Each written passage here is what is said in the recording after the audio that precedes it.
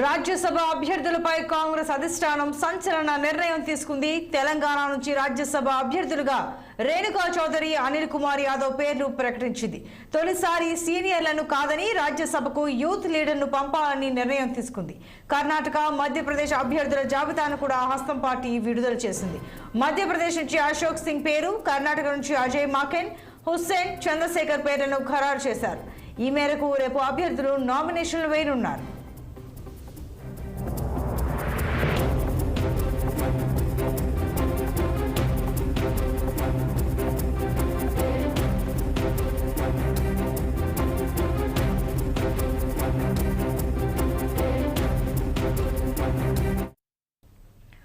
రాజ్యసభ అభ్యర్థులపై కాంగ్రెస్ అధిష్టానం సంచలన నిర్ణయం తీసుకుంది. తెలంగాణ నుంచి రాజ్యసభ అభ్యర్థులుగా రేణుకా చౌదరి, అనిల్ కుమార్ యాదవ్ పేర్లు ప్రకటించింది. తొలిసారి సీనియర్లను కాదని రాజ్యసభకు యూత్ లీడర్ను పంపాలని నిర్ణయం తీసుకుంది. కర్ణాటక, మధ్యప్రదేశ్ అభ్యర్థుల జాబితాను కూడా హస్తం పార్టీ విడుదల చేసింది. మధ్యప్రదేశ్ నుంచి అశోక్ సింగ్ పేరు, కర్ణాటక నుంచి అజయ్ మాకెన్, హుస్సేన్, చంద్రశేఖర్ పేర్లను ఖరారు చేసింది. ఈ మేరకు రేపు అభ్యర్థులు నామినేషన్లు వేయనున్నారు.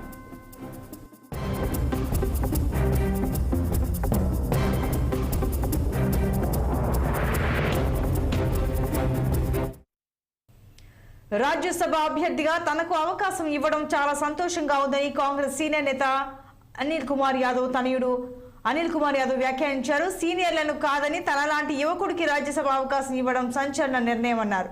కొత్త రక్తాన్ని రాజకీయాల్లోకి తేవడమే రాహుల్ గాంధీ లక్ష్యమన్న ఆయన వెంకట్ కి ఎమ్మెల్సీ తనకు రాజ్యసభ ఇవ్వడం యువకులకు ఇస్తున్న ప్రాధాన్యతగా అర్థం చేసుకోవచ్చన్నారు. కష్టపడే వారికి కాంగ్రెస్ లో పదవులు దక్కుతాయనడానికి ఇదే ఉదాహరణ అని చెప్పారు. తనకు పదవి ఇవ్వడం యూత్ కాంగ్రెస్ కార్యకర్తల కృషి అని తెలిపారు. బీసీల తరపున కాంగ్రెస్ అధిష్టానానికి కృతజ్ఞతలు తెలిపారు. తమ్ముడు వెంకట్కి ఎమ్మెల్సీ ఇచ్చారు. అదేవిధంగా ఎన్ఎస్సీలో పనిచేసి కష్టపడి తమ్ముడు వెంకట్కి ఎమ్మెల్సీ ఇచ్చారు. అదేవిధంగా నాకు ఈరోజు ఇంత పెద్ద ఆపర్చునిటీ కల్పించారంటే రాహుల్ గాంధీ గారు ఒక ఆలోచన, కొత్త తరాన్ని తీసుకురావాలి, కొత్త రక్తాన్ని తీసుకురావాలని ఒక మెసేజ్ మొత్తం భారతదేశంలో పోయింది. ఎందుకంటే మొన్న వెంకట్కి ఇచ్చినప్పుడే మొత్తం ఆల్ ఇండియా ఎన్ఎస్సీలలో కూడా చాలామంది అప్రిషియేట్ చేశారు. ఈరోజు నాకు కూడా ఇచ్చినందుకు మొత్తం ఆల్ ఇండియా యూత్ కాంగ్రెస్లో కూడా ఒక పెద్ద ఎత్తున చర్చ జరుగుతుంది. ఎంతోమంది మిత్రులు నాకు సంబంధించిన మిత్రులు కూడా ఫోన్ చేయడం జరుగుతుంది.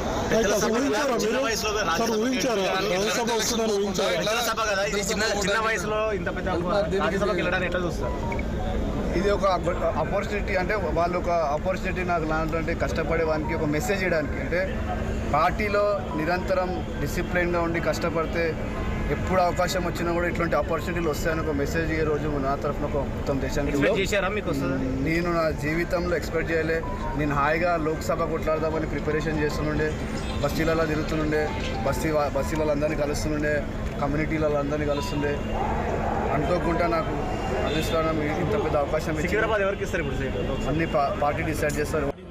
నేను ఎన్ఎస్పీ రాష్ట్ర అధ్యక్షంగా ఉన్నప్పుడు మాకు ఒక సోదరుని లెక్క మేము చేసిన ప్రతి పోరాటంలో కూడా 5 సంవత్సరాలు ఒక అన్న లెక్క నాతో పాటు తోడుండి ఏదైతే మేము చేసిన ప్రతి ఉద్యమంలో, అంటే కాంగ్రెస్ పార్టీ అధికారంలో రావడంలో ఏదైతే క్రియాశీలక పాత్ర పోషించి ఈరోజు మా అన్నకి ఎమ్మెల్యే టికెట్ ఆ రోజు రాకపోయినప్పటికీ తప్పనిసరిగా వారి యొక్క కష్టాన్ని గుర్తించి ఈరోజు మరొక యువకుడిని, అంటే ఇక్కడ రాష్ట్రంలో ఎమ్మెల్సీగా నాకు, అటు ఢిల్లీలో రాజ్యసభకి మా అన్నని ఎంపిక చేయడంలో యావత్ ఎన్ఎస్ఏ కూడా చాలా సంతోషంగా ఉంది. ఎందుకంటే రాహుల్ గాంధీ గారు కానీ కేంద్ర రాష్ట్ర నాయకత్వం రేవంత్ అన్న గారు అధికారంలోకి వచ్చినాక కష్టపడ్డ వాళ్ళకి పదవులు అడగకుంటేనే ఇంటికి వస్తే అనే దానికి నిదర్శనము ఈరోజు ఎమ్మెల్సీ రాజ్యసభగా మారినా. ఇప్పుడు గతంలో కాంగ్రెస్ పార్టీ పైన కష్టంగా గెలవలేని సీట్లు యువతకి కేటాయిస్తారని చెప్పి అనేక సందర్భాల్లో మీడియా మాధ్యమాలలో అందరూ కూడా కాంగ్రెస్ పార్టీని విమర్శిస్తుండే. కానీ కష్టానికి ఏదైతే కష్టపడితే సునాయాసంగా ఉన్న పదవులు కూడా కాంగ్రెస్ పార్టీ అధినాయకత్వం యువతని ప్రోత్సహించే విధంగా ఇస్తుందని చెప్పని ఈరోజు చరిత్రని సృష్టించే విధంగా అనిల్ యాదవ్ గారికి నాకు అవకాశం. పెద్దల సభలో తప్పనిసరిగా మా అన్న రాణిస్తాడో, తన వంతు పాత్ర పోషించి ఒక మార్గని చాటుకుంటాడో ఒక నమ్మకం, విశ్వాసం నాకుంది.